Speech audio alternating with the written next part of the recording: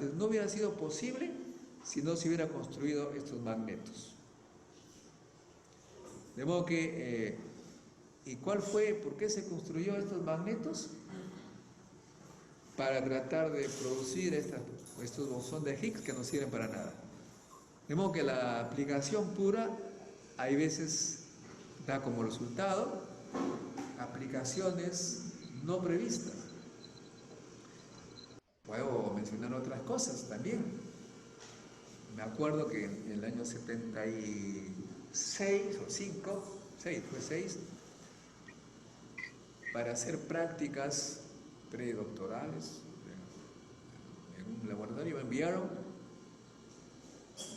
a trabajar en un laboratorio que hacían lo que se llama cámara de multifilamentos. ¿Qué significa eso? Se colocaban miles de filamentos con un potencial, digamos, en cada extremo de filamento, y cuando pasaba una partícula a determinada altura del filamento, por la diferencia de corriente que había, uno deducía por qué punto pasó. Y como había pues miles de filamentos, uno podía ver por dónde pasó una partícula, entonces hacer una imagen.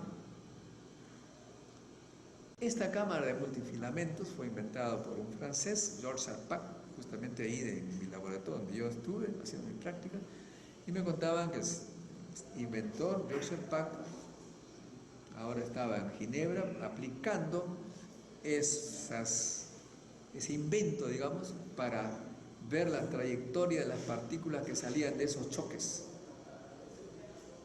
Bueno, seguía él en la investigación básica. Pero años más tarde, ya cuando me encontraba en Perú, recibo la noticia que Georges Arpach recibió el premio Nobel justamente por inventar esos filamentos. ¿Por qué razón?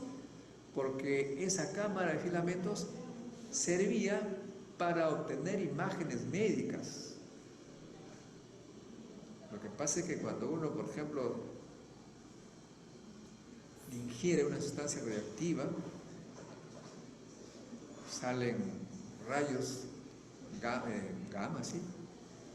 Y con estas cámaras uno puede saber por dónde llegan las partículas y por lo tanto tiene imágenes. O también, o sea, tenía aplicaciones médicas, porque el premio Nobel de física generalmente se da a grandes descubrimientos, mejor si es que tienen aplicaciones, descubrimientos básicos que tienen aplicaciones.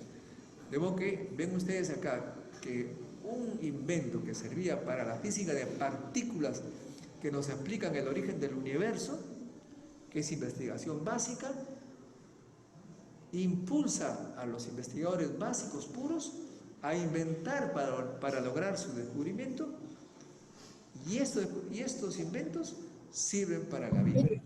O sea que, digamos que los países que invierten en investigación pura, al final tienen grandes ganancias, porque de alguna u otra manera obtienen beneficios de los inventos de los investigadores puros.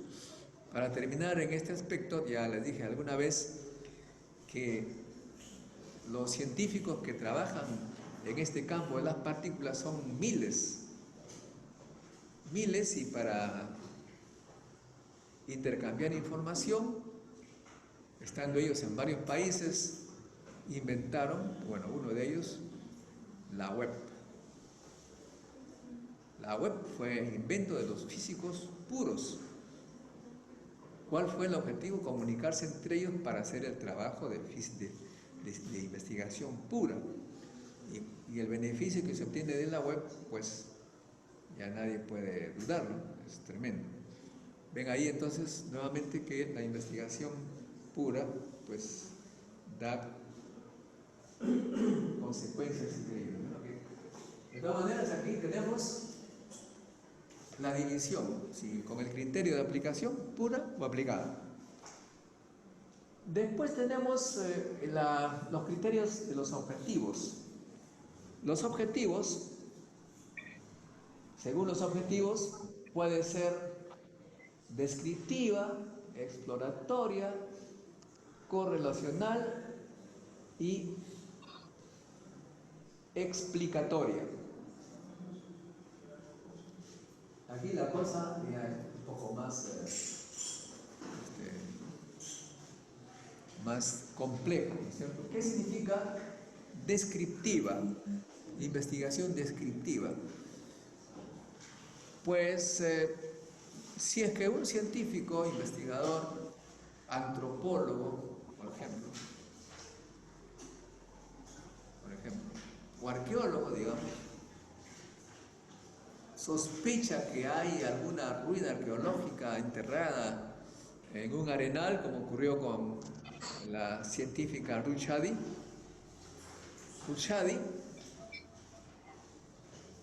un poco inspirada por algunas imágenes que se tomó por Huacho, por Caral, sospechó que había algo enterrado en la arena y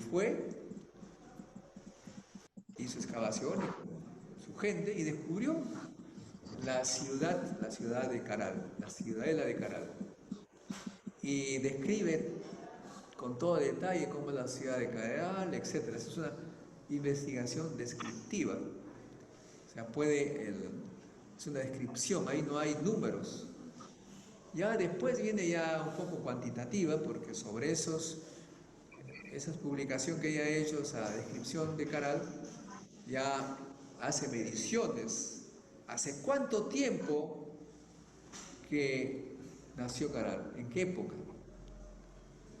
Tiene que ir a laboratorios ya de carbono 14. Ustedes saben que si se toma una muestra de un resto de alimento, o de una quena, o de un hueso, ese material se aplica la técnica del carbono 14 y se calcula hace cuánto tiempo se hizo o cuánto tiempo vivió. ¿Por qué razón se puede hacer ese cálculo? Porque en el ambiente hay un porcentaje bien permanente, constante, de carbono 14. Todos ingerimos carbono 14, los árboles, los animales, todos ingieren carbono 14 en un porcentaje con el carbono normal, que es el carbono 12. Pero cuando uno muere o cuando se le corta un árbol, etc., ya no recibe el proceso normal que tienen los seres vivos, el carbono 14 comienza a desaparecer, decae, se convierte en nitrógeno, y cuando uno mide el porcentaje que queda, puede calcular la edad. De esa manera se llega a que Caral tiene 5.000 años, que fue un gran descubrimiento. Ahí ya comienza, después de ser descriptivo que fue Caral, ya comienza a hacer cuantificación. Esto es entonces descriptiva. Y luego viene la correlacional. ¿Qué significa correlacional? Es que uno tiene que ver qué relación hubo entre un fenómeno y otro fenómeno. Por ejemplo, nuevamente se hizo una medición física y se calculó que, ya no me acuerdo muy bien, pero hace varios siglos, que había muestras en el aire que quedaban en los bloques de hielo de Huacarán o cerca, que mostraban que había habido un gran fenómeno del Niño en la costa del Perú y que coincidía con la desaparición o la decadencia de la cultura Chimú, señor de Zimbabue, en Chiclayo. Entonces los arqueólogos dicen, bueno, en la decadencia de la civilización del norte fue causada por un gran fenómeno. Hay una correlación. En física hay mucho más evidencia de los fenómenos de correlación, porque ahí sí uno tiene que ver qué variables depende de qué, ¿cierto? Ya lo dije en su momento, presión, temperatura, volumen, pero pueden haber otras. Eso se llama correlacional. Después hay una explicatoria, bueno, obviamente tú explicas por qué han sucedido las cosas, cuál ha sido la razón. eh, ya lo dije en el caso anterior, por ejemplo, se está explicando por qué desapareció la cultura, la civilización china. Después viene la exploratoria. La exploratoria es más difusa. Es cuando uno inicia algo nuevo, que no está muy claro, es como una especie de trabajo pionero, ¿no? Abre un nuevo campo de investigación. Y bueno, vamos a revisar esto ya en palabras castellanas. Por las aplicaciones de los resultados, por los objetivos, por los modos de investigación, por esos criterios se divide, se clasifica el tipo de investigación. Ya lo dijimos. Por los objetivos, entonces, ¿cuál es? ¿A dónde va? Hay descriptivo, correlacional, explicativo, exploratorio. Y hay una parte que no he mencionado que se llama factibilidad o viabilidad. ¿Qué significa eso? Cuando uno tiene un proyecto de querer investigar algo, que va a tener necesidad de muchos recursos, yo tengo que hacer un estudio preliminar para saber si gastando el dinero con el que yo dispongo voy a lograr un resultado. Eso se llama estudio de factibilidad o viabilidad, estudio piloto. Si es que haciendo ese estudio no me da resultado, entonces yo no gasto el dinero. Un ejemplo que he vivido en este campo es un experimento que se hizo en el gran acelerador de alto flujo de Grenoble, un acelerador europeo de fisión. No voy a entrar en detalles, pero simulé el fenómeno, el experimento. Simulé en computadora el experimento, eso se puede hacer. Uno simula el experimento y obtiene un resultado. Dice, si ustedes hacen este experimento, tal va a ser el resultado, no van a poder analizar esta cosa. De modo que mejor ni lo hagan, pues van a estar por las puras. Bueno, lo hicieron y obtuvieron lo mismo que predije en mis cálculos y bueno, no hubo nada nuevo en el experimento, simplemente se corroboró lo que salió de la simulación. Entonces se hace un estudio de factibilidad para saber si se va o no en ese camino. En el campo industrial ya hay lo que se llama la planta piloto. ¿Qué significa? Ya es cosa sólida. Por ejemplo, si los químicos quieren hacer una fábrica de un nuevo fertilizante, primero hacen en el laboratorio su fertilizante y luego hacen una plantita para ver qué cantidad puede salir cada mes, a ver si eso es económico. Y hacen sus cálculos y dicen, bueno, no, esto no es económico, no es factible, no es viable, entonces ahí nomás queda. Muy bien. Lo otro ya lo dijimos, hay un modo, por el modo de investigar, hay cuantitativo, estructurado, cualitativo, no estructurado, combinado. ¿Qué significa cuantitativo? El nombre lo indica, tiene que haber mediciones, tiene que haber números, tiene que haber una descripción numérica, con gráficos, con curvas. Esto es cuantitativo. Cualitativo, ya lo dije, es como el descubrimiento de Caral. Uno va, explica, dice tal cosa sucedía en esas épocas, pero hay combinado, están las dos cosas mezcladas. Nuevamente en el caso de Caral, después de la descripción, se calcula, se mide y se dice hace tanto tiempo floreció la civilización de Caral. Pues ahí ustedes notan que es combinado, tanto descriptivo, cualitativo, como cuantitativo, se calcula la edad. Y estar en esta clase número 3 de metodología de la investigación. ¿Me escuchan todos? Sí, profesor. Sí, profesor. Sí, profesor. Ok, esta clase, como más o menos ya estamos acostumbrados, pasamos un video que es una clase que he dictado para el mismo curso años atrás y que obviamente tiene que ver exactamente con nuestro tema.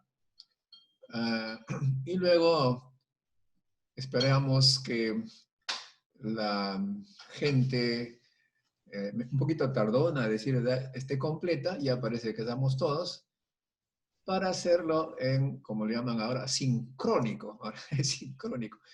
Pero ustedes pueden ver el video completo, ahí tienen en la plataforma de tanto de posgrado como de antegrado, ahí están los videos.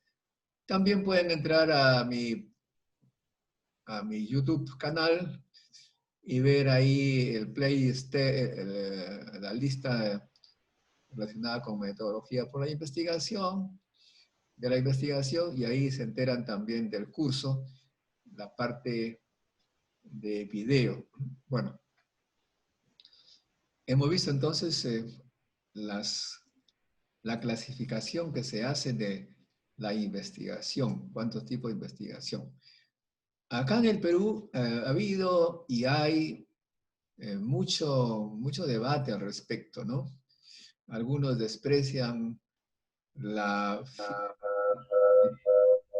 A ver. Por favor, voy a poner silenciar a todos para que no se escuche ecos. Ya.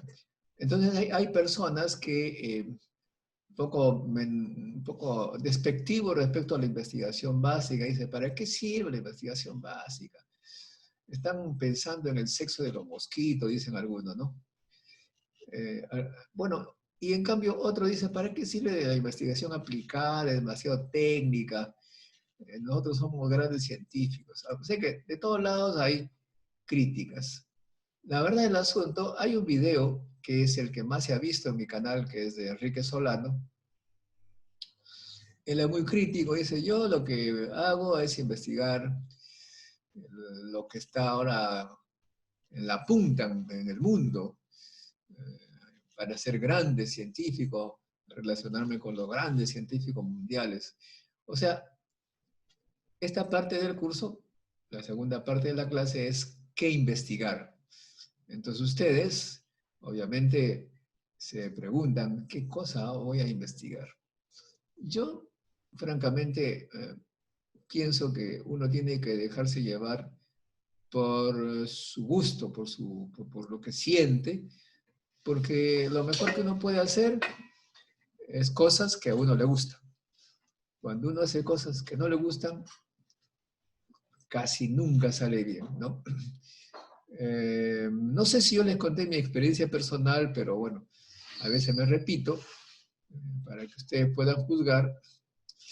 Yo fui inscrito por mi padre. Bueno, primero, el que me inspiró en la ciencia fue mi abuelo, mirando las estrellas en las alturas de la Libertad a 4.000 metros, mirando las plantas, los animales, cómo crecían tanto plantas como animales, como para conocer mejor la naturaleza, mi abuelo me dio una tarea de domingos, que no había clase en la escuela, pues era pastor de ovejas. Entonces allí, como pastor de ovejas, pues tenía obviamente eh, que observar bastantes cosas, ¿no?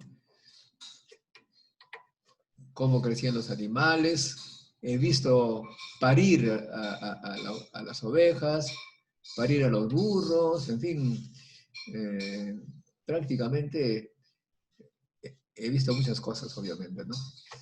Eh, ahora,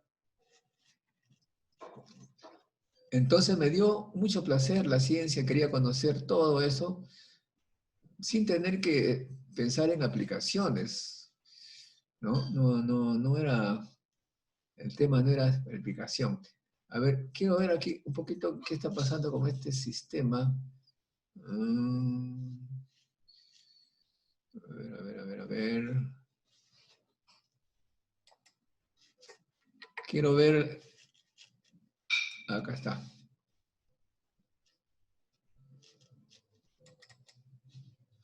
Vamos a ver acá.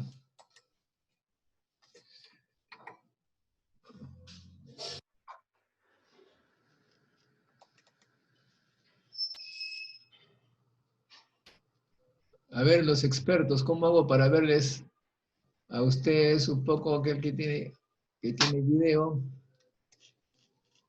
¿No? ¿Algún consejo para verles las caras?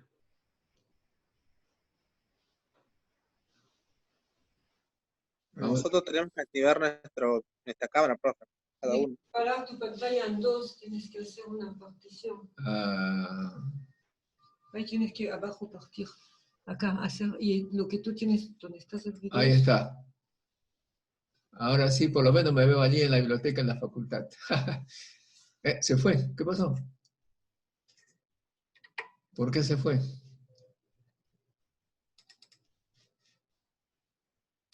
Ay. No, esto separa acá. No, acá, ponte acá. Lo tienes que hacer dos.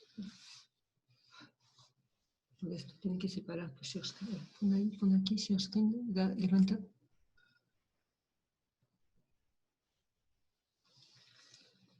No. A ver. No, eso no es. No les veo. No, es que tú tienes que...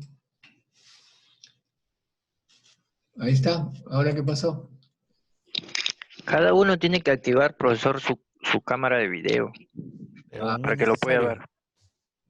Muy bien. Entonces, mi abuelo me inspiró, me dio mucho placer por la ciencia. Quería ser científico, obviamente. Pero cuando mi abuelo me educó solamente 3 años, de 8 a 11 años de edad. Y veo acá, hice ingresar a otro y desapareció la cámara.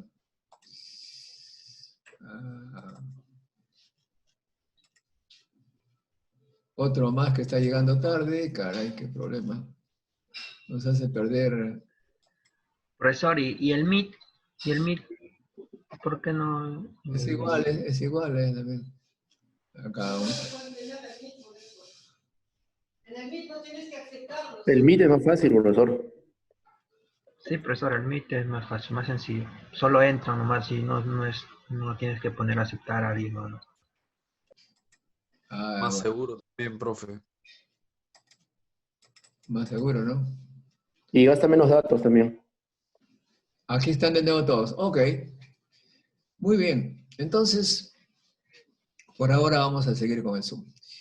Él me educó 3 años, de 8 a 11 años.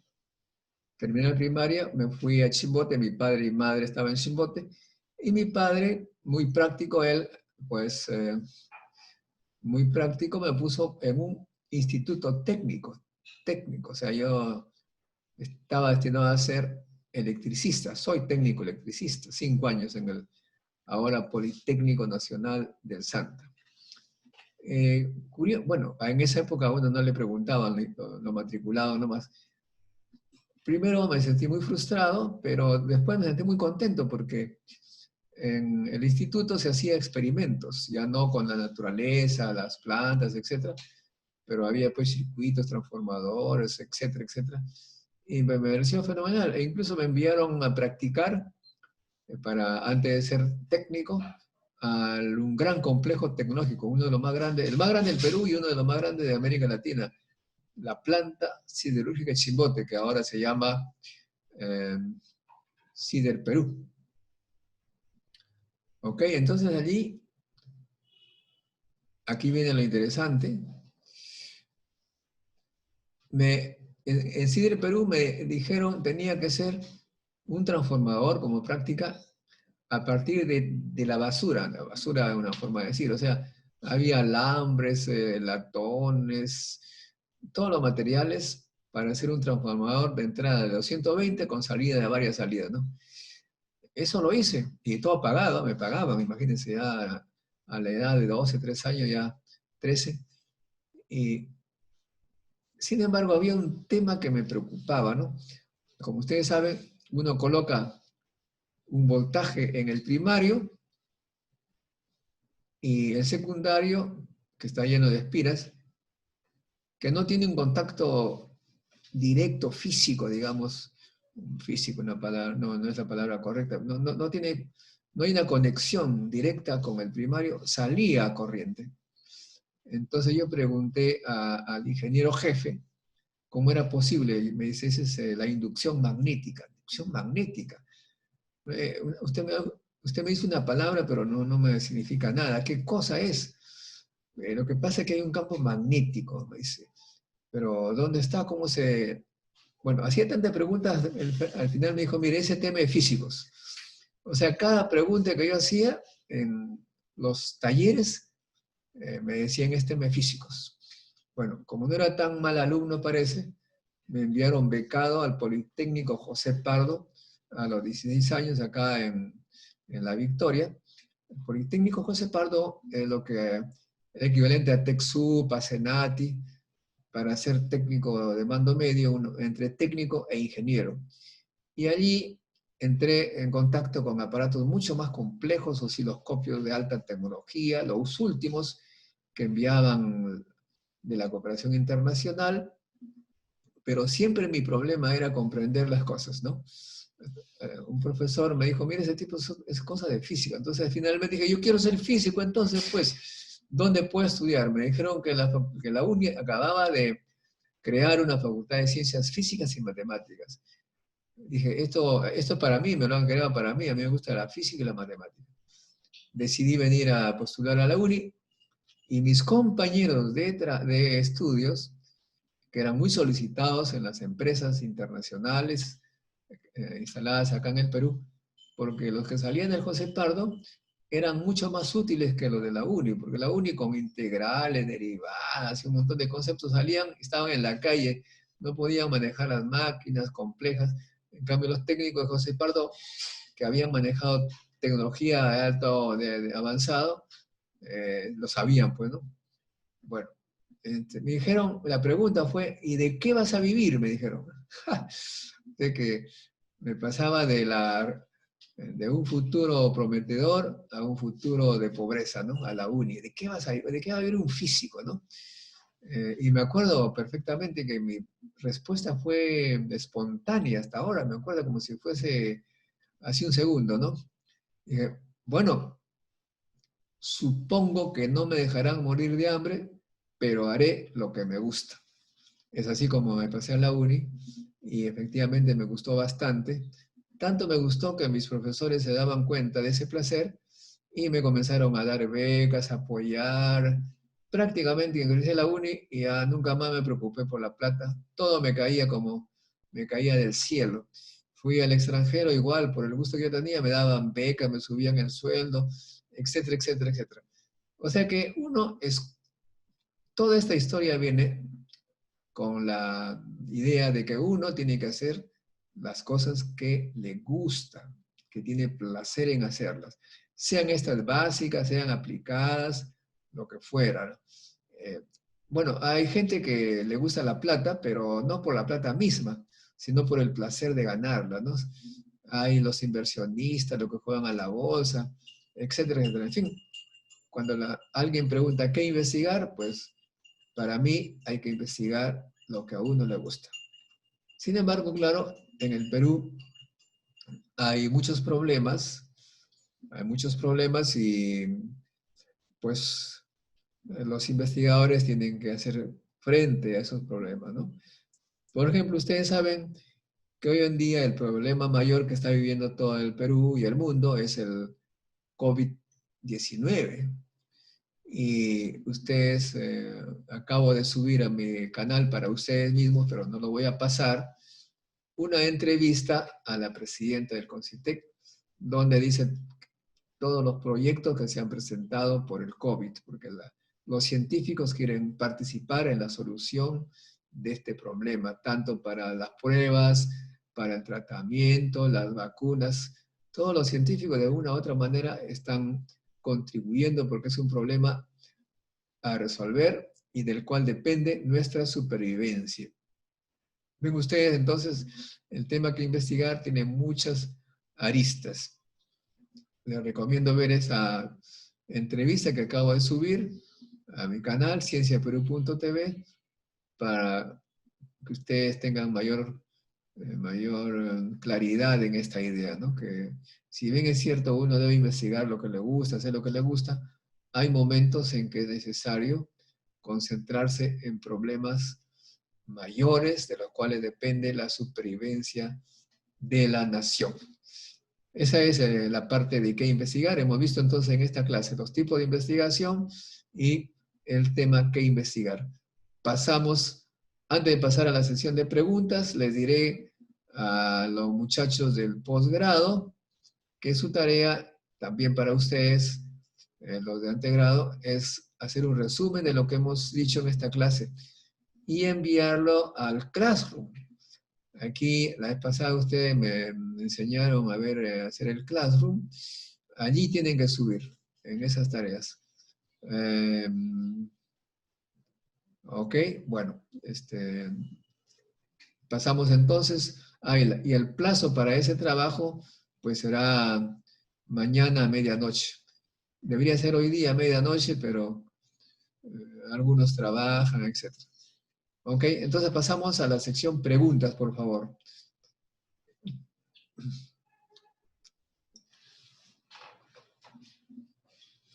¿No hay preguntas?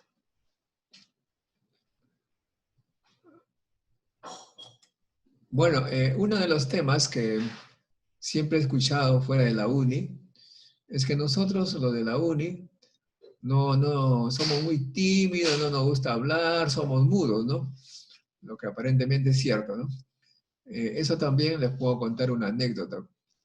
Desde chiquito, en mi escuelita de la sierra, vino un gran señor, bueno, un gran señor, un minero, el dueño de las minas, a la escuela, a dar una charla sobre minería, y al final de la charla, el director dice, a ver, ¿alguna pregunta, niños? Y yo tenía una pregunta que hacer, pero era tan tímido, que no podía levantar la mano, me quedé paralizado, hasta que un niño levantó, hizo una pregunta, ya luego se fue, digamos, el tema lejos, y me quedé sin hacer mi pregunta. Llegué a mi casa totalmente deprimido, y mi abuelo, que estaba bien atento, me dice, ¿qué te pasó? Le conté, abuelito, quería hacer una pregunta, no hice, yo me siento mal por no haber preguntado. Ah, me dice, la próxima vez, apenas termine alguien de hablar, tú levanta la mano nomás, incluso si no tiene nada que preguntar. Y mientras que levanta la mano, vas pensando en qué pregunta cualquier cosa, así te acostumbras, ¿no? Y esto me ha llevado acá en la uni, sea pues en gran parte comunicador, digamos, me dicen que soy comunicador.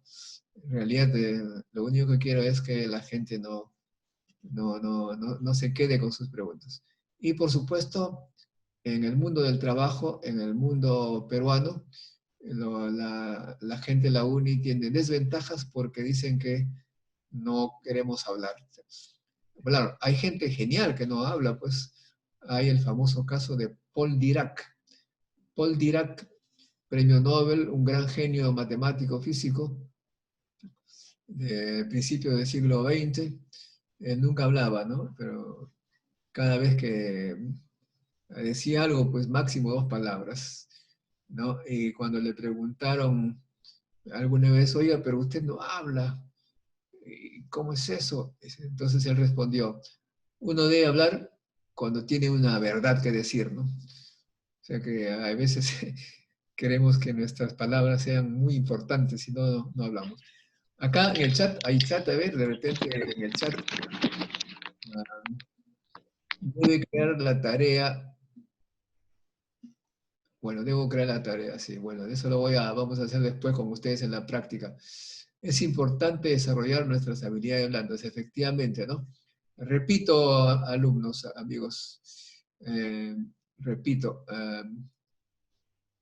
es muy importante que ustedes sepan, de repente ya lo saben, la opinión del Perú es que la UNI no tiene habilidades blandas y por eso no les dan trabajos importantes, ¿no? Los jefes son otros, los de la UNI no. ¿Por qué? Porque no tienen habilidades blandas. Ahora nosotros, nuestra tarea precisamente hoy día va a ser desarrollar nuestras tareas blandas. Después, a las 3 de la tarde, vamos a hacer una práctica con todos ustedes. A ver, fue lo que dijo David García, ¿no? Es importante desarrollar. A ver, Davis, por favor, dinos algo, dinos al respecto. ¿Qué entiendes tú por habilidades blandas?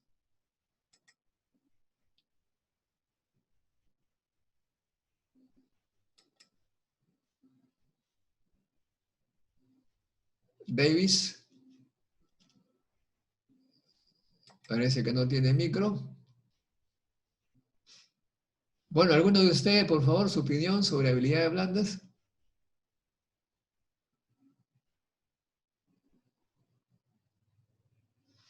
Profesor, ¿qué tal? Buenas tardes. Quería hacerle una pregunta. A ver, repita Sí, soy Flavio Terán. Quería hacerle una pregunta. ¿De qué universidad está? Soy de la Pedro, de Lambayeque. Usted del posgrado, ¿no? Ya, Sí, cuénteme. del posgrado. ¿Qué tipos de investigación son los que tienen más chances a ser financiados, ya sea aquí o para el extranjero? Siempre me he preguntado eso, ¿no? Porque creo que tienen ciertas condiciones. Entonces no sé si podría despejar de esas dudas. Bueno, cuando uno ingresa a las instituciones financieras, allí se hace una lista de las prioridades. Un ejemplo concretísimo es lo que ocurre en el Concitec, ¿no? Debido al problema del COVID, hace un mes se convocó un concurso para proyectos COVID, que ahí se presentó gente que quería hacer vacunas, otro el ventilador, otro las pruebas. O sea que esos han tenido buena chance, han ganado 29 personas, han ganado proyectos y ha habido una nueva convocatoria y también más o menos en ese sentido.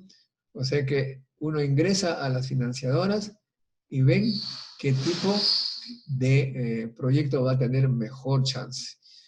Después hay grandes instituciones, le cuento por ejemplo el caso del doctor Hugo García, si ustedes ingresan a la web Hugo García,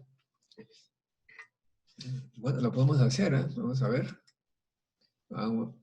Para eso tengo que compartir pantalla. Bueno, mejor así nomás. Si ustedes ingresan y buscan a Hugo García, este es médico que recibe una cantidad increíble de dinero, ¿eh? Millones de dólares. ¿Para qué? Para eliminar el problema de la cisticercosis en Tumbes. Y ahí se ha hecho un gran laboratorio con la plata. ¿Y cómo es que él ha obtenido eso? La cisticercosis es una enfermedad de los lugares donde no hay mucha higiene, donde los chanchos comen los restos de los seres humanos, pero las defecaciones, hay toda una cosa. Y había que eliminar eso en Tumbes, y él vio que Bill Gates, el famoso Bill Gates, daba plata para ese tipo de cosas, él postuló, ¿no? Entonces, si ingresan ustedes a la Fundación Gates, él allí dice, yo doy plata para tal cosa. O sea, es como buscar trabajo, ¿no? Si usted dice, a ver, acá en Lambayeque, ¿qué empresas hay? Tales y tales. ¿Cuáles están bien? ¿Cuándo se ve que están mejor pagados? Aquí, bueno, entonces voy a aprender esto. Así también las fundaciones, la plata, tiene prioridades. Hay otra forma también de hacer es las becas, ¿no? La gente joven como ustedes dice, ¿a dónde me quiero ir? Me quiero ir a tal lugar, me gusta. Lo que tienen que hacer es buscar las universidades que hay allí para ver qué investigan, enterarse, mostrar interés en determinados temas que hace esa universidad y luego escribe al profesor de la universidad e inicia un diálogo, una comunicación que termina finalmente yéndose y al final están allá trabajando con ellos, ¿no? Es bien interesante lo que preguntan. Bueno, otra pregunta.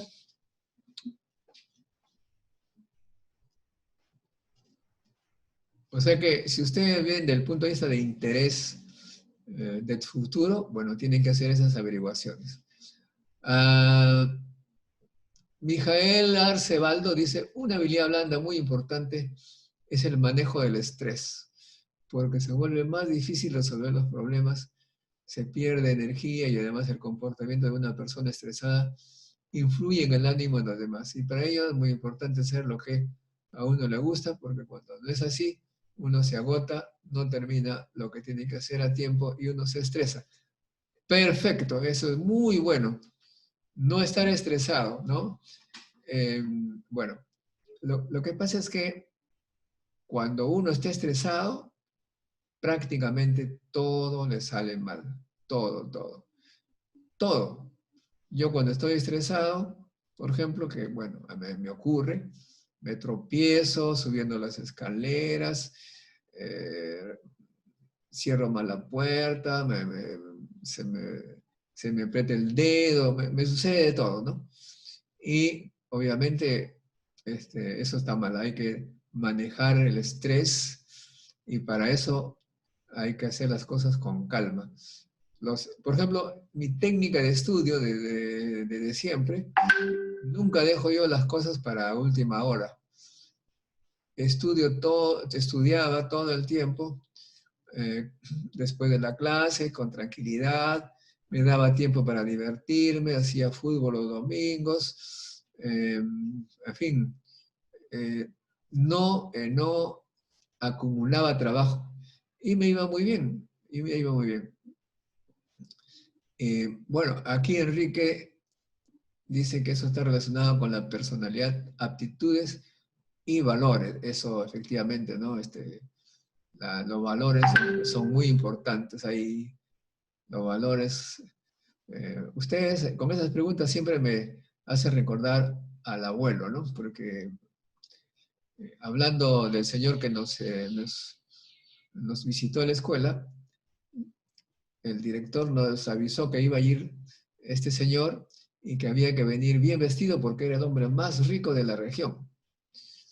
Bueno, entonces yo llegué a mi casa, abuelito, le dije, tengo que ir recontra bien vestido porque viene el más rico de la región.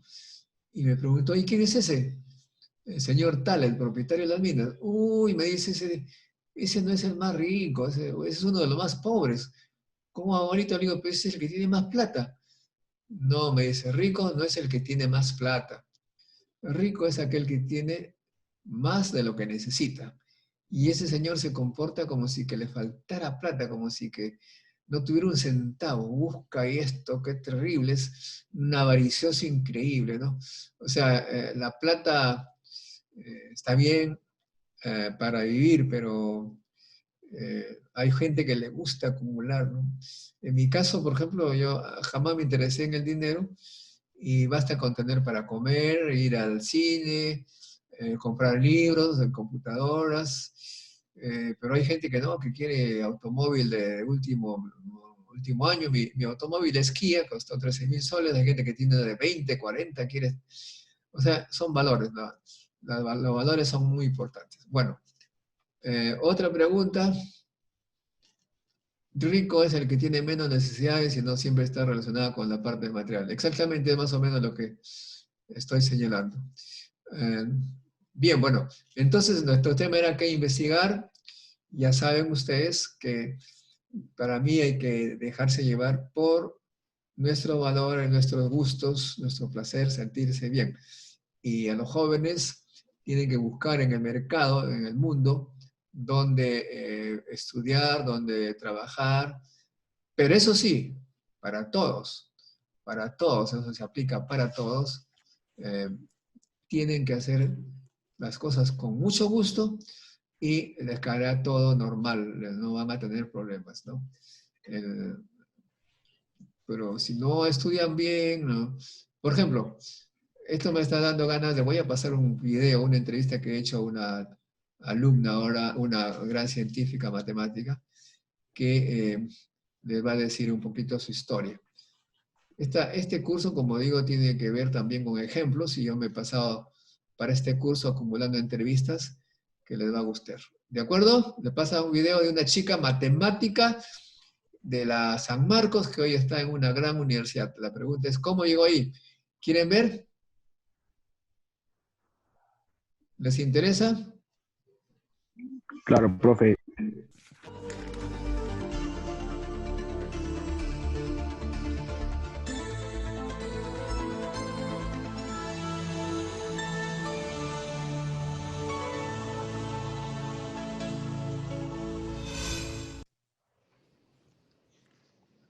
Muy bien, buenas tardes, amigos. Buenas tardes, doctor Montoya. Muchas gracias por la invitación. Ahí está. Muchísimas gracias, Rocío. Te agradecería, por favor, bueno, gracias, amigo, por estar con nosotros en este curso relámpago de los sábados que damos cada primer sábado de mes. Tenemos una persona invitada especial. En este caso, tenemos a la doctora Rocío Caja Rivera, que trabaja actualmente en la Universidad de Notre Dame. Y ella se ha muy gentilmente accedido a un poco explicarnos su experiencia. En primer lugar, nos gustaría, como hacemos con cada invitado, que un poco se presente, dónde estudió en Lima o en Perú, de dónde es, etcétera, y cómo llegó a estar en esta universidad tan prestigiosa. Cuéntanos, Rocío, un poco. Ok, muy buenas tardes con todos. Nuevamente gracias, doctor Montoya, por esta iniciativa y lo felicito por difundir esto que es relevante, yo creo, sobre todo para las generaciones de futuros científicos e investigadores. Pues yo inicié en la Universidad Nacional Mayor de San Marcos. Obtuve el grado de licenciada en matemáticas en el año 2012. Paralelamente a eso, yo obtuve el bachiller en el 2009, en licenciada en matemáticas. Y cuando terminé el bachiller, estuve dictando clases de matemáticas a nivel pre, también en la universidad, también estuve enseñando en la Ricardo Palma. Y lo curioso fue que en el año 2012, cuando fui aceptada para dictar en la Ricardo Palma, dicté el curso de modelos matemáticos en biología para los biólogos. Pero ¿por qué esta conexión? Porque cuando yo estaba en la licenciatura haciendo los estudios de pregrado en matemáticas, yo siempre estaba con la perspectiva de querer hacer algo diferente, o sea, aplicar. Yo quiero aplicar. Me gusta la parte teórica, que es muy bonita, de la matemática, pero mi idea siempre estuvo enfocada en un futuro trabajar en equipos multidisciplinarios, o sea, trabajar con gente de biología, medicina, química, y todo esto, ¿por qué surgió? Porque yo durante mis estudios de pregrado participaba en algunas conferencias nacionales y también internacionales, y eso me sirvió de motivación para enfocarme y dirigirme qué es lo que quiero hacer una vez que termine, digamos, la carrera de matemáticas, hacia dónde me voy a dirigir.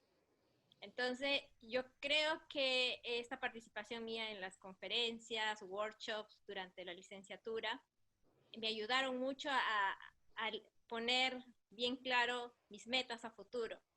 Entonces yo participaba, por ejemplo, en workshops de los que hacen en Perú de matemáticas aplicadas, también salí a Chile, estuve haciendo escuelas de verano en Chile, o sea, viendo, digamos, explorando dónde yo encuentro afinidad.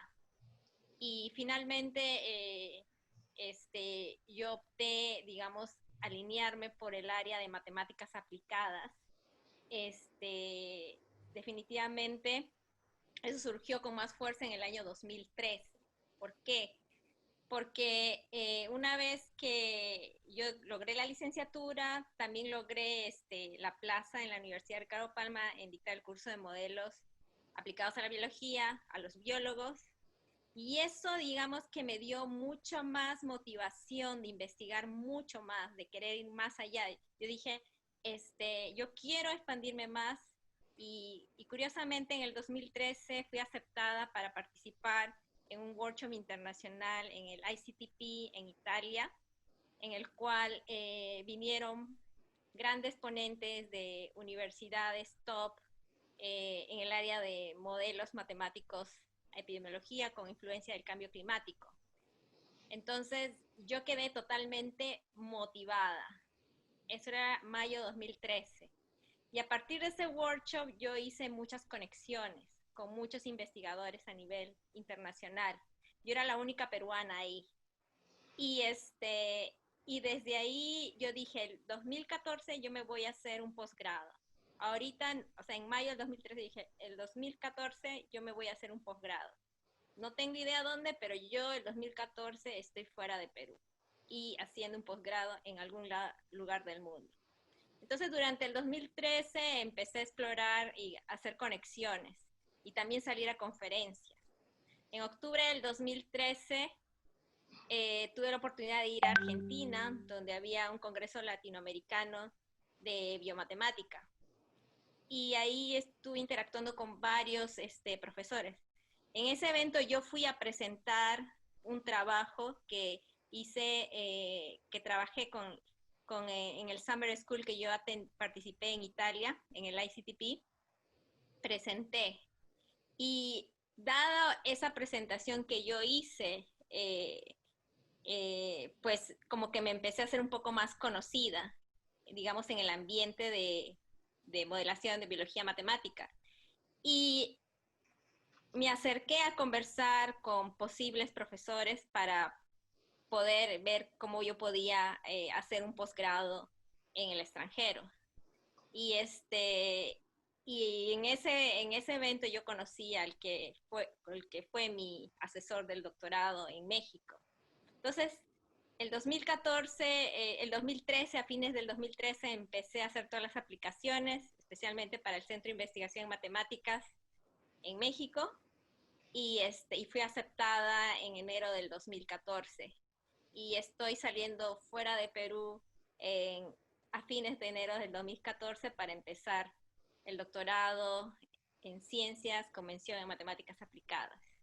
Entonces, ese fue el puente, digamos, que me conectó, digamos, mi travesía, cómo hice yo para saltar, digamos, de la licenciatura al posgrado. O sea, fue tener bien claro lo que yo quería hacer, tener una fuente de motivación así, bien clara de qué es lo que yo quiero hacer. Entonces, yo creo que es importante tener bien claro qué es lo que quieres hacer y tener la motivación. Es el primer paso y te estar llena de energía para poder hacer una investigación con mucho dinamismo, con mucha energía. Entonces, llegando al doctorado, a mis estudios de doctorado en México, afortunadamente mi asesor, una persona muy, digamos, muy erudita en el área de modelos matemáticos, el doctor Ignacio Barradas, él me apoyó mucho para que yo, estando en el doctorado, pudiera salir a más conferencias, workshops, sobre todo los 2 primeros años del doctorado. ¿Por qué? Porque él tiene la idea de que todo estudiante del doctorado tiene que salir a capacitarse, entrenar, interactuar con investigadores del área con la finalidad de uno poder aprender y otra cosa es absorber ideas y sacar preguntas y ver qué preguntas faltan responder. Entonces, una investigación tiene que partir, digamos, de algunas preguntas desconocidas que aún no tienen respuesta y de las cuales tú puedes aportar. Y eso sumado con la dedicación de la literatura, de lo que tengas que leer, muchos papers. Yo tuve que leer muchísimos libros, muchísimos papers, y más la interacción que tuve en estos workshops, escuelas de verano, en diferentes lugares. Me fui a Finlandia, a Canadá, Brasil, y estuve así en varios lugares. Y yo creo que eso es importante porque uno, al salir a estos eventos, una que interactúas con la gente del área, te motivas, aprendes y ves qué cosas están faltando. Y entonces te llenas de muchas ideas. Y entonces con todas esas ideas, llegas, te sientas a tu escritorio y dices, ok, tengo esta pregunta y sé que esta pregunta todavía nadie la ha respondido y yo voy a intentar hacerlo. Y entonces ahí ya uno empieza a organizarse, digamos, un esquema. ¿Cómo va a ser mi proceso? Entonces, eso digamos que es parte del proceso, cómo uno puede iniciar una investigación.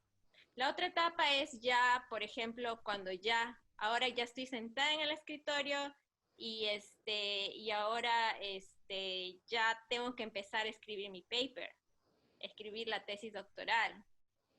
Entonces, para ello, dada toda esta suma de situaciones que expliqué, pues uno tiene que trabajar con cierta metodología.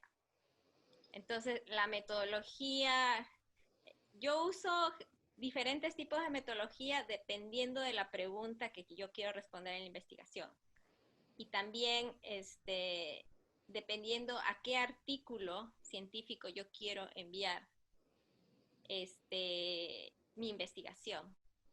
Entonces, yo trabajo, por ejemplo, en paralelo. O sea, yo ya tengo mi pregunta de lo que quiero responder, hago todo mi marco teórico, desarrollo mi metodología, hago mi análisis, mis resultados, pero eso ya lo hago en paralelo, que yo ya sé a qué revista quiero enviar. Por ejemplo, mi experiencia para el artículo que publiqué en Springer, Bulletin of Mathematical Biology, yo antes de empezar a escribir el paper, yo dije, esta es la revista que yo quiero y esta es la revista a la cual yo voy a someter mi artículo. Cada revista científica tiene sus propios criterios. Eso va respecto a cómo debe ser desde el título, el abstract, la introducción, los métodos, el análisis, los resultados. Entonces, cada revista tiene como un framework, una estructura. Entonces, yo sugiero, de acuerdo a mi experiencia, que se debe hacer en paralelo, que se debe tener claro. Bien, bien. Un poco les he puesto este ejemplo, la parte que me interesa el curso, ¿no? Sobre qué investigar, no tan claramente un ejemplo que merecería la pena tomarse en cuenta porque es una chica que ha logrado ingresar a una gran universidad. No está la historia completa, pero más o menos uno tiene la idea cómo se planifica para avanzar en ciencia. Ok, entonces, ¿preguntas sobre el tema? Bueno, buenas tardes. ¿Profesor, me escucha? Preséntese. Ramírez, de la maestría. Bueno, está interesante el video, la declaración de la colega. Lo que yo tenía como consulta era, ¿por dónde empezar a buscar la investigación? ¿No? Porque lo más difícil para un investigador es qué investigar, ¿no? No necesariamente porque tenga que resolver un problema urgente, sino, o sea, por dónde orientarse, por dónde debemos orientarse. Le hago esta pregunta porque obviamente en el transcurso del desarrollo de esta maestría, tenemos que ir viendo el tema del desarrollo de nuestra tesis. Entonces, le pregunto esto, o sea, ¿qué debería hacer un investigador, como en mi caso, que está iniciando? O sea, ¿por dónde empezar? ¿No? ¿Cómo abarcar, cómo abordar un problema? ¿O cómo identificar un problema? Eso, básicamente. Creo que a partir de ahí ya uno empieza a orientar la investigación, pero la duda mía es cómo abordarlo. O sea, qué síntomas me da el entorno para yo poder identificarlo? Gracias. Muy bien, una buena pregunta, muy amplia, que efectivamente muchos se harán, ¿no? Esa pregunta. En alguna parte del curso me parece que se toma ese tema, pero vamos a tratarlo ahora rápidamente, ¿no? En principio, un estudiante que va a hacer su doctorado o su maestría o su tesis, en primer lugar tiene que ver lo que hay en su entorno, ¿no? Y, por ejemplo, en el área de la física médica, el entorno son las clínicas y los hospitales, en las que ya hay físicos médicos trabajando. Cuando yo creé la maestría en física médica, no había pues física médica, o sea que todo estaba virgen. Lo que sí había la necesidad de gente que conociera la interacción de la radiación con los tejidos. Entonces, encontraron los estudiantes egresados trabajo en esas clínicas, en esos hospitales, ¿no? La física médica es una de las carreras de la ciencia que tienen más acceso al trabajo en el Perú que no sea la universidad, ¿no? Hay físicos médicos en las grandes clínicas, en los grandes hospitales. Entonces, si uno es físico médico, dice, voy a ver qué cosas hacen en esa clínica. Me meto a su sitio web, veo quiénes son los profesores, quiénes son los científicos, qué problemas tienen, qué acelerador tienen, etc. Y así uno va enterándose de los problemas que tienen. La forma más fácil es ir a visitar y conversar con los físicos médicos de allí y, bueno, decirle, pues, me gustaría trabajar aquí, cómo hacer. Algunos ya necesitan gente, entonces sería fácil, ¿no? O sea que uno tiene que acercarse a los sitios donde se hace el trabajo que para el cual uno está preparándose. Esa es una de las formas más sencillas. Los estudiantes de antegrado de la UNI, por ejemplo, la forma más sencilla es visitar los laboratorios de la facultad, ¿no? Qué cosas hacen los laboratorios de la facultad, ver quiénes son los investigadores, preguntarles. Los científicos se sienten contentos cuando les preguntan qué cosas hacen. Ahí le van a explicar con detalle qué cosas hacen. Y ustedes, cuando ya saben lo que hacen, pues van a entrar a la web para enterarse de qué se trata, con más detalle, y relacionan lo que ven en la web con lo que están haciendo en la facultad.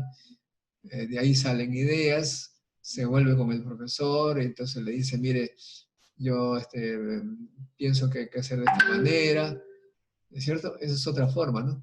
Pero también en los laboratorios de la facultad o de la universidad necesitan jóvenes científicos. Y bueno, entonces ellos van a más bien decirle, mira, acá necesitamos un físico, un químico, un biólogo, un matemático, para que haga tal cosa, nos interesa. Entonces ahí es otra forma, la forma tal más fácil, ¿no? De que simplemente por ser de la especialidad y que ahí necesitan a alguien de la especialidad, uno ingresa y le dan un trabajo que les interesa a ellos, al laboratorio, y uno aprende eso, y de allí es el inicio, de repente, para luego hacer otras cosas. O sea, hay muchos caminos muchos caminos que llegan a Roma, ¿no? Todo depende de la situación. Pero para usted como físico médico, tiene que conversar con los físicos médicos que ya están trabajando. Ahora bien, como Rocío, de la conferencia que nos ha dado, ella dice, no, yo para enterarme de lo que hay, voy a los congresos. Entonces, un físico médico tendría que ir a las conferencias, a los congresos de la física médica, tanto de Perú como del extranjero. Y allí donde se va a encontrar con otros físicos médicos que tienen problemas concretos, los que son expuestos en estos congresos. Y bueno, como dijo Rocío, ahí de repente ustedes tienen ideas de cómo resolver, proponen, presentan trabajos, se hacen conocidos y escogen ustedes el tema que más le conviene. O sea, hay muchas formas, ¿no? Otros jóvenes dicen, bueno, a mí lo que me interesaría es irme a Nueva York. Se mete a las universidades de Nueva York, ve qué cosas hacen, escoge un tema más o menos que él pueda dominar, se entera un poco aquí con los profesores de la UNI, de San Marcos, toda la información posible, y luego se comunica con el profesor de Nueva York, muestra a usted que algo ha avanzado en el conocimiento, le solicita usted una visita, quiero ir allá. Bueno, y casi siempre logran irse, ¿no? Y hacen investigaciones con ellos, finalmente hacen doctorados, hasta terminan trabajando allá, como Rocío es un caso concreto, ¿no? O sea que es muy variado. No sé si está usted, la respuesta ha sido amplia, no sé si algo que aclarar. Don Freddy. Sí, profesor, muchas gracias. Está interesante, ¿no? Es la parte, digamos, complicada para todo investigador que está iniciando, en el caso de quien habla. Entonces siempre tenemos esa duda, ¿no? ¿Por dónde ir? ¿Qué deberíamos hacer? ¿Cómo identificar el problema que uno, porque primero claro, hay muchos problemas, pero también, como hace rato mencionaba, es factible resolver ese problema, ¿no? Entonces, bueno, estamos en ese camino, hay muchas dudas, muchas preguntas que me imagino conforme desarrollemos la asignatura y vayamos investigando, también podamos tener una idea más clara, ¿no? Gracias, profesor. Muy bien. Ok. ¿Otra pregunta?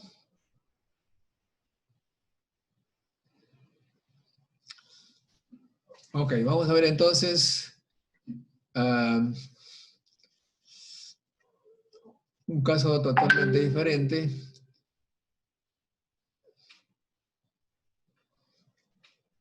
¿En qué investigar? Ahora bien, ustedes saben que acá en el Perú hay muchos problemas, pues, de todo tipo, ¿no? Entonces uno, dependiendo de su disciplina, puede escoger los temas que tiene el Perú como problema, ¿no? Por ejemplo,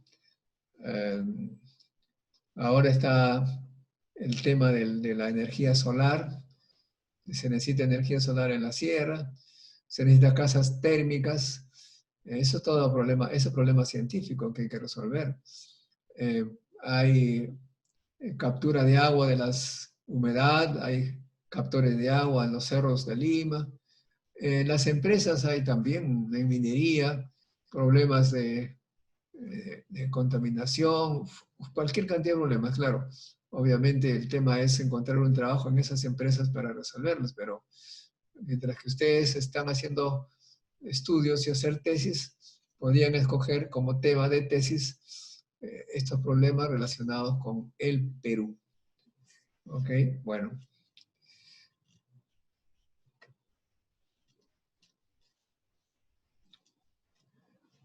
Vamos a ver una parte de otro video, como le decía, de Enrique Solano, que tiene una visión totalmente diferente para que ustedes tengan una variedad. Ok, vamos a ver. Dicho sea de paso, el video que voy a presentarles es el que más entradas ha tenido, con más de 100.000 personas les ha interesado. O sea que seguramente les va a gustar. Ustedes lo pueden ver completo, yo solamente voy a poner una parte. Bueno, entonces ahí está la otra versión, pues, de qué investigar, ¿no? Este joven profesor, bueno, no tan joven, Enrique Solano, dice, no me importa resolver los problemas de la pobreza, economía, enfermos. Me gustan cosas que sean relevantes para el mundo entero. Bueno, ese es el otro punto de vista, ¿no? ¿Alguna pregunta?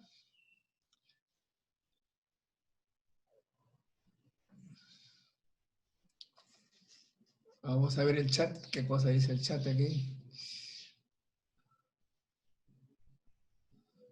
Dice, ¿podría hablarnos sobre los tipos de enfoques en investigación? A ver, Faustino Zapata, no entiendo muy bien a qué se refiere enfoques. Hemos visto los tipos de investigación.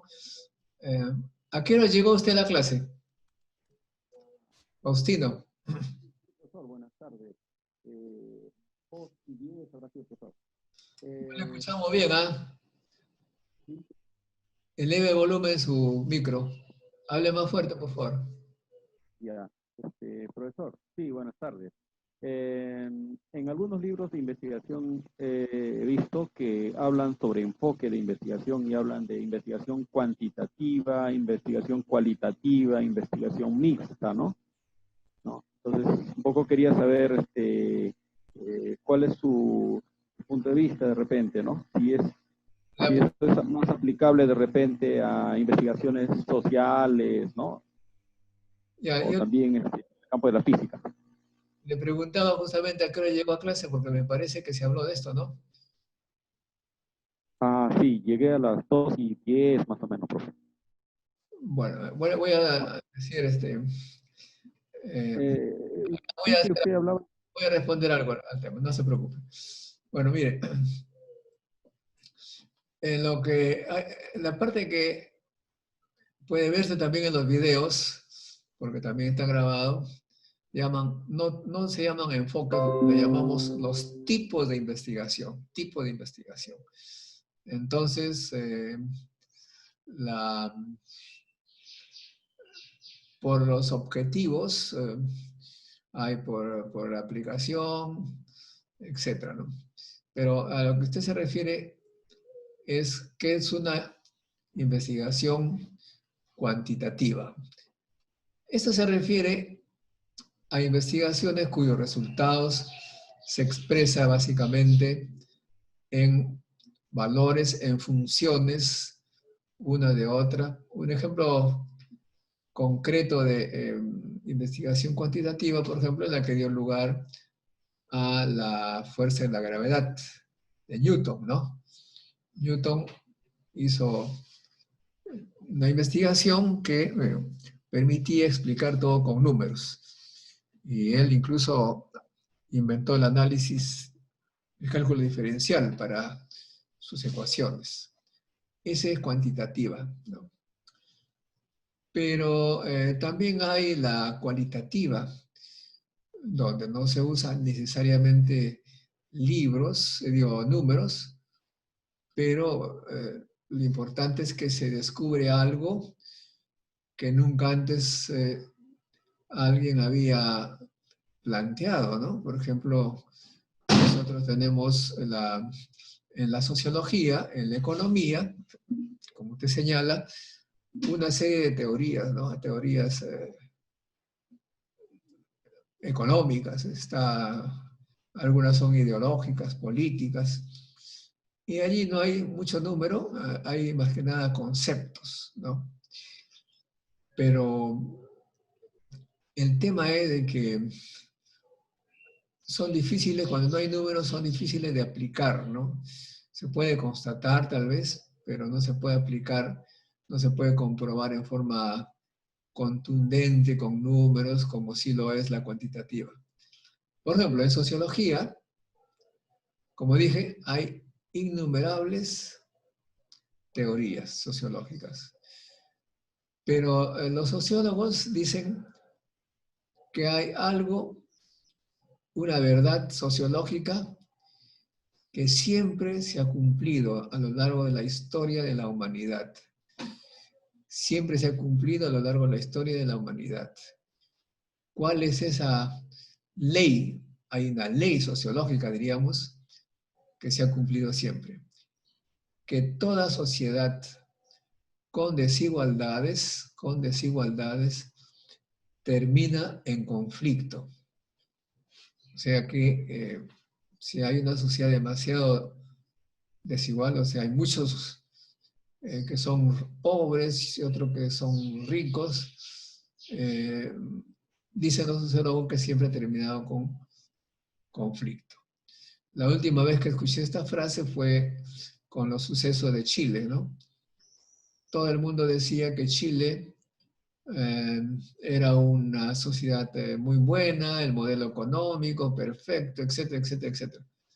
Hasta que el año pasado hubo prácticamente una revolución, violencia, muertes, porque esta sociedad tenía desigualdades, ¿no? A pesar que la cantidad de dinero que tenía Chile era alta, o sea, un país con mucho dinero, había muchas desigualdades, entonces ahí terminó en conflicto. Bueno, en nuestro país, el Perú, como ustedes seguramente saben, se ha convertido en un ejemplo de pobreza, de tristeza, de injusticia, de inhumanidad, ¿no? Porque con esto de la pandemia se ha mostrado con toda crudeza las consecuencias de esa desigualdad. De modo que esas son, siempre que hay desigualdades, se vuelve un desastre para todos, ¿no? Bueno, eso es una investigación cualitativa, que se dice en palabras, ¿no? Pero que en el fondo siempre se verifican, ¿no? Ahora, cuando se refiere a combinado, bueno, no siempre, o mixto, le llamamos combinado o mixto también, pues hay una combinación entre lo cualitativo y lo cuantitativo. Por ejemplo, cuando uno habla de la inflación, de la oferta, la demanda, maneja números, desempleo, entonces cuánto desempleo hay, tanto por ciento, etc. Ahí hay conceptos cualitativos, pero que de alguna manera se denotan en cantidades, cantidad de desempleo, cantidad de pobreza, sin ser cuantitativos, porque no podemos predecir cuánto será la pobreza, qué porcentaje de pobre estará el próximo año. Más o menos hay estimaciones, entonces en ese caso se le llama mixto, ¿no? Bueno, hay, por supuesto, las cuestiones sociológicas y económicas son muy difíciles de cuantificar, pero los sociólogos y los economistas siempre también le ponen números, siempre usan algo de números. Esa es la respuesta que le podría decir. No sé si... Sí, profesor. Le hacía la pregunta un poco también porque viendo algunos libros de investigación definen que es importante ver qué enfoque uno va a aplicar, porque dependiendo de eso hay toda una metodología, un procedimiento que hay que seguir, ¿no? También quería, de repente, si nos puede... La vez pasada usted habló sobre la lógica de la ciencia, ¿no? Y cuando se habla de lógica de la ciencia también hablan de un señor Popper, ¿no? Karl Popper, ¿no? y, bueno, hablan de que es uno de los filósofos de la ciencia, ¿no? No sé si usted nos puede comentar de repente de qué otros, digamos, teóricos de que nos pueden hablar sobre la lógica de la ciencia, ¿no? Bueno, nosotros hemos dado, pero me preocupa usted porque de repente no ha venido a las clases anteriores. Hemos hablado nosotros acá un poco de eso, hemos mencionado en una clase que Modesto Montoya no va a definir lo que es ciencia, qué es la ciencia. Le dejo a los grandes científicos, entonces hemos mencionado allí a Richard Feynman, a Albert Einstein y otros más, ¿no? Pero, ¿de qué se trata? Karl Popper, obviamente un filósofo, más o menos, creo que en 1900, por ahí, en la época de Freud, del psicólogo Freud, ¿no? Psicoanalista. Karl Popper decía que lo que hace su amigo Freud no es ciencia, ¿no? No es ciencia. Porque la ciencia tiene que ser verificable, tiene que ser falsable, y que si algo no puede ser verificado por todos, no se puede llamar ciencia, ¿no? Eso es lo que él señalaba. Y entonces hay un método científico que se llama la observación. Uno, como dice Richard Feynman, uno observa un fenómeno y quiere interpretarlo, quiere explicarlo, entre comillas, porque entonces él lanza una hipótesis. Lo que he observado se debe a tal cosa, a tal fenómeno. Esa es su hipótesis, su tesis. Bueno, como él ha hecho su hipótesis, luego él utiliza esa misma hipótesis en otro marco, en otra situación, y utiliza su explicación para predecir lo que va a ocurrir. Dado que ocurrió esto con tal fenómeno, si ocurre lo mismo con tal otro experimento, va a ocurrir esto, va a obtenerse este resultado. Si se hace la prueba y no resulta lo que él predice, su teoría, su hipótesis es falsa, no vale, no sirve, hay que desecharla. Ese es el principio de la ciencia y más o menos lo que nos decía Karl Popper, ¿no? Claro, Karl Popper vivió pues en esa época en que todavía no se definía bien lo que es ciencia y no ciencia. Bueno, en realidad,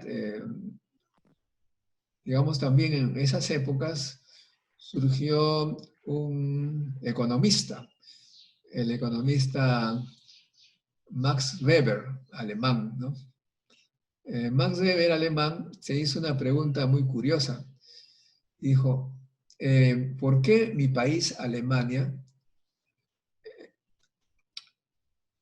en el norte están los ricos y en el sur hay pobres? O sea que parecía que Alemania era la mitad rica, la mitad pobre, la mitad rica estaba en el norte, la mitad pobre estaba en el sur. Se planteó esa pregunta y como pregunta había que investigar, se puso a investigar. Permítame un segundo, voy a tomarme un vasito de agua.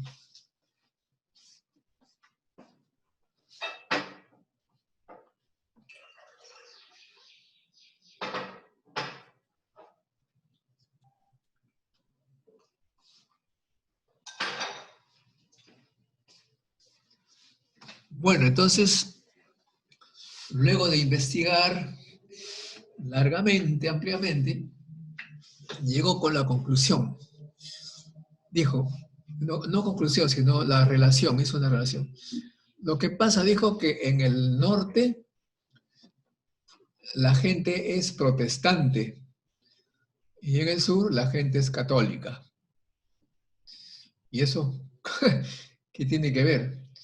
Lo que pasa es que los protestantes ahorran, no beben, no chupan, digamos, no son mujeriegos, no hacen grandes fiestas, son muy austeros, o sea que no malgastan su plata.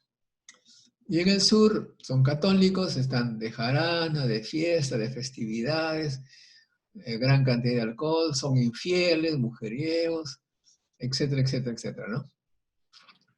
Entonces, él dio esa explicación, Max Weber, ustedes pueden verlo en la internet, ya están eso escrito, ¿no?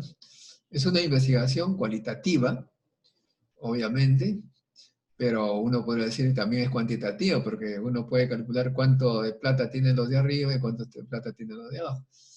De modo que esa es una investigación que en el caso de Perú, por ejemplo, uno podría ver también ese mismo tipo de problema, ¿no? Los pueblos de la sierra mayormente son pobres, pero se dan unas jaranas en las fiestas patronales, se gastan toda la plata que ahorraron en el año, se la gastan allí y ya no tienen plata luego para vivir, para invertir, ¿no? Por eso es que en Cajamarca surgió una ciudad, no me acuerdo exactamente el nombre, de repente ustedes sí se acuerdan, de campesinos que son protestantes y han hecho una gran cantidad de riqueza, un pueblo bastante rico, ¿no? Porque son austeros, trabajan bien, son costumbres bastante austeras, pues trabajadores. O sea que esos son descubrimientos cualitativos muy importantes que hay que tener en cuenta, ¿no es cierto? Bueno, no sé si está bien la respuesta, está contento, tiene algo más. Bien, profe, gracias. Muy bien. Ok, muchachos, son las 4 de la tarde, ahora vamos a pasar